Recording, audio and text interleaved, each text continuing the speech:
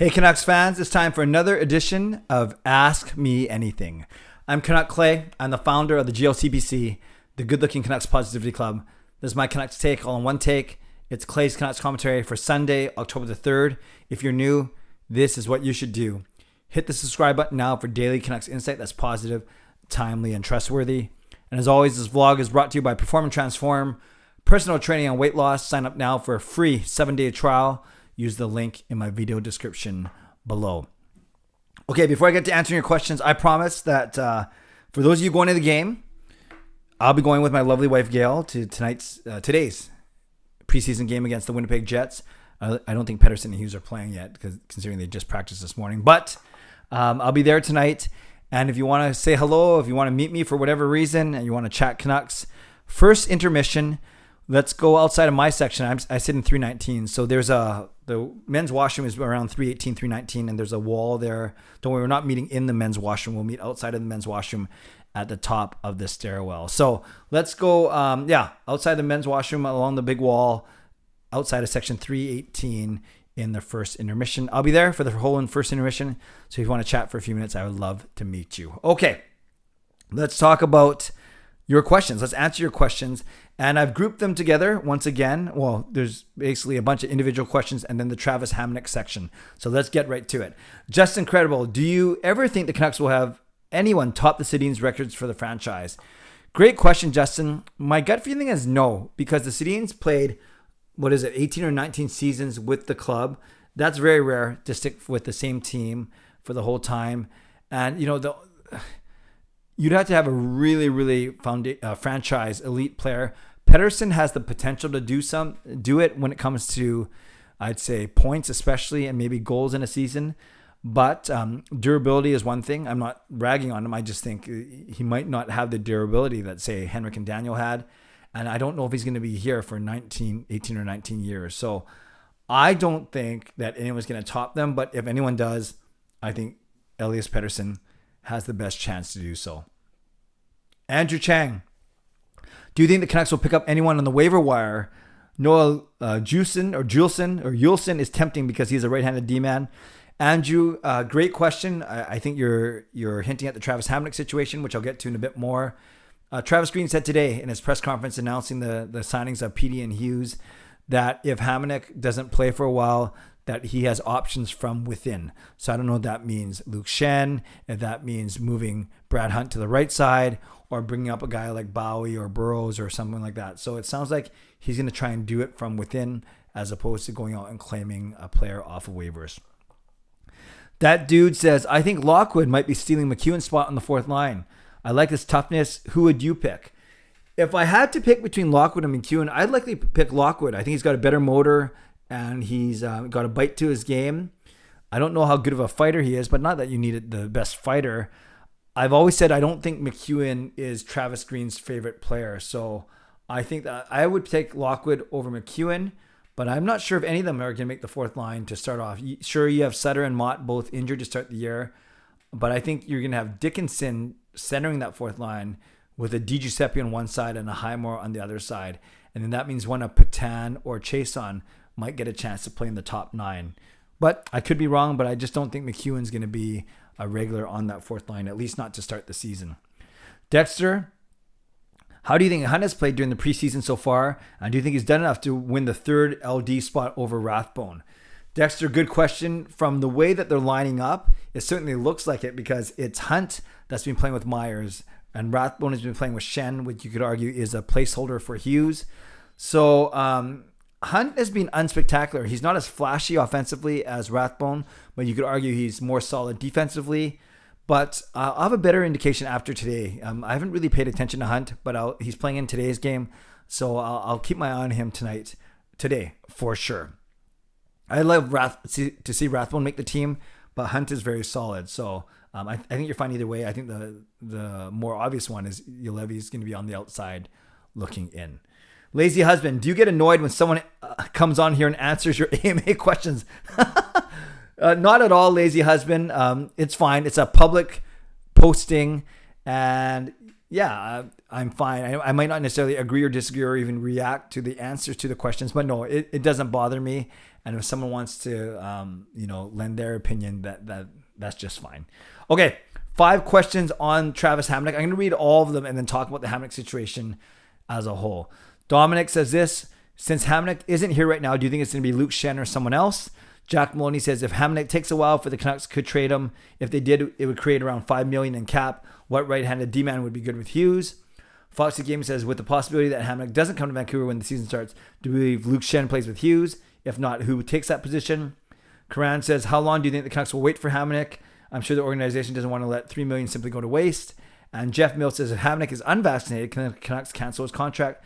If not, and he doesn't play, do we still have to pay him? Because I don't believe he can play unvaccinated, at least in Canada. Okay, so a lot of questions about Travis Hamonic. Obviously, it's a big, big story. Jim Benning today said that they're willing to wait for him and that he will join the team eventually. I don't know when that eventually is going to be, whether it's within the next week or two or we're looking a couple months down the road. It's a bad case scenario in that, yes, his $3 million sits on the cap, yet we're not getting the advantage or the use of his abilities. But if he's back here in a couple weeks, then it won't be that bad. Because of what I said earlier, that he's going to fill the position from within. So I don't think they're going to go out, Jack, and trade Hamonic. I don't think they're going to do that. Yes, it creates cap space, but I don't think they're going to do that. And to answer a couple of your questions, Dominic and Foxy Gaming, it could be Schenn with Hughes. If you want to play Hughes top 4 minutes, though, can Schenn play all of those top 4 minutes? Or do you go with Hunt and Myers as, quote, your second unit? Your third unit has Hughes and Schenn, but then Hughes is always going to get a lot of power play time. So we'll see how it shakes out over the final preseason games. But I do think it'll be Luke Schenn with Hughes because it looks like they're set on Hunt or Rathbone with Myers and then OEL and Pullman. How long will they wait? We'll see, Karan. Jim Benning's saying the right things right now, so I think they're going to wait for at least a little bit. Remember, it's a 2-year contract. It's not just 1 year. It's a 2-year contract. And to answer your questions, Jeff, no, the Canucks can't cancel his contract. You do not have to be vaccinated, but the league has put in a bunch of punitive measures if you're not, i.e. you can't sit with the team on the flight, you can't eat with the team, you can't do socials. So if someone's really steadfast in their reasons, for whatever reason, for not being vaccinated, you can still play, but it's going to make it a lot tougher. Yeah, and I think you can play unvaccinated in Canada. You just have to... Actually, that's a good point. I don't know about that because I don't know about players based in U.S. teams, if they can travel to Canada if they're unvaccinated. But what happens if you're in Canada already? I'm going to have to look into that, Jeff, and maybe we'll start to hear more of that as the season gets closer. Crispy Assassin, do you think fans will be in attendance in full capacity by opening night? Would be wrong if we're the only team allowing limited fans. Good point. With Montreal saying that they're going to allow full capacity, the Canucks are the only team. They're saying they're going to make an announcement next week, so we'll see. Today I'm going to go see what it's like, 50%. My gut feeling is that whether it's pressure or whatever, I think they're going to work something out where they will have full capacity with proper screening protocols. But that's what I'm guessing. And they still have... The good thing is the Canucks don't open at home until the 26th or something like that. So they have 26 or 27. So they have a lot of time to figure that out. Jasker, what are the Canucks going to do if they move on from JT Miller? Will they go after another center? Well, thankfully, you don't have to worry about this for another 2 years. Or technically, this season, next season. Yeah, they might be able to fill from within. It depends how Dickinson's doing. Horvat, Pettersson, you still have 3 there. And then maybe you get a 4th line center, whether that's Sutter or someone else in a couple years. So I think if the Canucks do move on from JT Miller or trade him, I don't necessarily think they have to look for a bona fide top line center because Miller has played more of his time on the wing, although it looks like he's going to start playing at center this year because Sutter being out. Steven, how did the Canucks get out of the cap problem they're in? Well, they're not really in a cap problem, actually. If you go by cap friendly, it's not correct because they say they have no cap space, but they have 3 or 4 players that are going to come off the books. So that's about $3 or $4 million that come off. With Michael Furlan's LTIR, they still have about $3.5 million left. So even without it, they're fine because they have everyone signed now. So technically they are not in a cap problem. But they don't, admittedly, they haven't left themselves a lot of room to improve their team either. So whether it's hard to just trade a guy, I think it comes by doing some moves with some minor league guys for sure. But right now they are not technically in a cap problem. And Lee asked 5 questions and says, I'm a legend, but thank you. But I'm only going to answer 2. technically I only answer one per person, but I'll answer 2 of them instead of all 5. The first one is, do you think Hughes is a liability on defense? Well, I wouldn't say he's the strongest asset on defense right now. Obviously, his ability to create offense is an asset.